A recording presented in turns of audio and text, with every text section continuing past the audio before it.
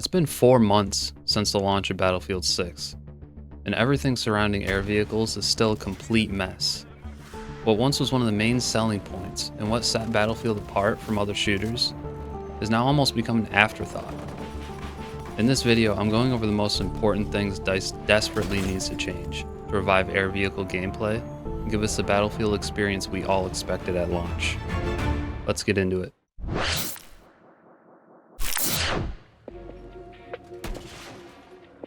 The dreaded tow missile.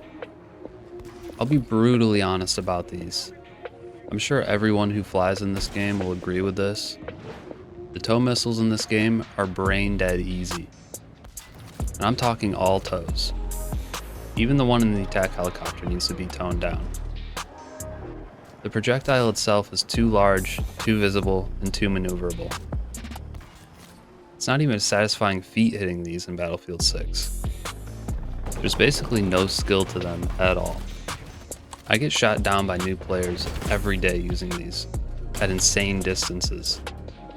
I'm pretty sure I could have my 5-year-old son sit in a Bradley and spawn and down every air vehicle on the enemy team. In my mind, this is the most important thing DICE needs to change, and fast. This goes hand in hand with the tow missiles. Every pilot complains about this. This happens in 90% of lobbies now. And honestly, I can't even blame them. There's zero incentive for you to leave spawn with an AA tank, or especially a tank equipped with tow missiles. Why would you when you can just sit and spawn, almost invincible, and absolutely terrorize the enemy air vehicles? An easy fix for this would be to just make the CRAM not be able to differentiate between friendly missiles and enemy missiles. If you're anywhere close to the protection range, any missile you shoot should be intercepted. Maybe even make it damage a tank a little too. There has to be incentive to leave spawn. This is a very similar problem as the tow missile.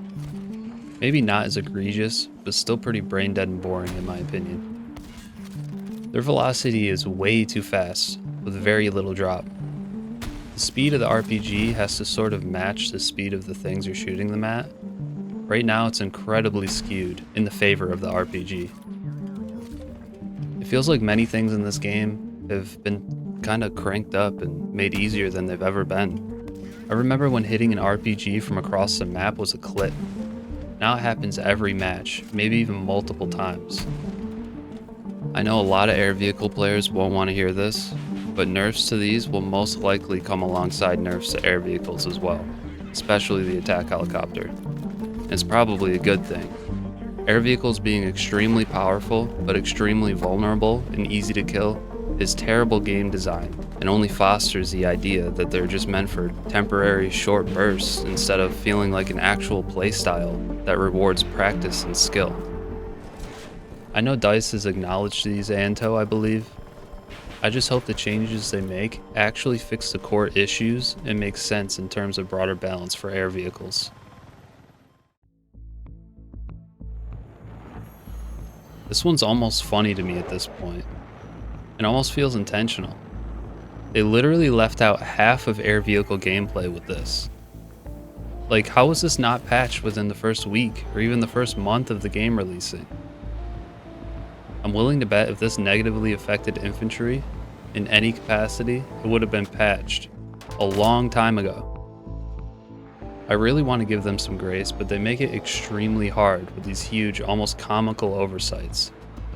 Air radar is such an essential part to air vehicle gameplay, especially with jets.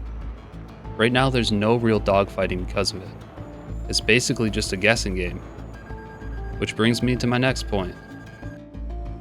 Jet versus jet time to kill is still way too fast. I don't know if they messed up the fix they pushed out recently, but jets still die in a blink. It really doesn't feel like you need 40% more hits to kill a jet or whatever they said it was.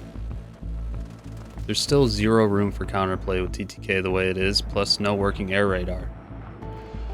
Jet versus Heli TTK on the other hand definitely feels better. So that does give me at least a little hope that this is just a bug and they'll iron it out for Season 2. This is probably one of the most requested features I've seen from jet pilots I know. We need some variation in gameplay. Using the same loadout over and over again gets extremely boring, especially 4 months in now. And also with how bad the stealth jet bombs feel. Even just adding some rocket pods or different primary options would do a lot for gameplay variation. Jet gameplay as a whole feels most neglected when it comes to air vehicles. This is a huge one. Spawn camping right now is a really big problem. It almost feels like that's how the game wants us to play. Air vehicles die so easily and the maps are fucking tiny. So the incentive is to just deal with the threat before it becomes one. One wrong time strafe and your back is to an enemy jet or heli, and it's probably over if they have more than a couple brain cells. For helis, this could easily be fixed with air spawns or making them impervious to damage for the first 5 seconds after takeoff. This is another thing in my mind that should have been fixed a long time ago. Alright, this is the last thing I'm going to cover, and it's probably the most annoying one. Spawn trolling. This is just sad and shouldn't even be a necessity. For the life of me, I cannot figure out why it's even possible for people to block spawns. One person that has a weird obsessive grudge against air vehicle players can just decide to troll and keep the entire team from using them. I don't remember this ever being a problem in previous battlefields. This, along with people blowing them up at the beginning of matches, needs to be fixed. How I would fix it is just give them a little grace period of like 5 to 10 seconds, and if they're still standing on the spawn, kill them. And if they're in a vehicle, blow the vehicle up. I think this would prevent trolling completely and be extremely hilarious to everyone watching. And also don't put it in the patch notes. Alright dudes, let me know what you think in the comments. I'd love to discuss it, maybe even argue with a few of you. Thanks for watching, I'll catch you in the next one.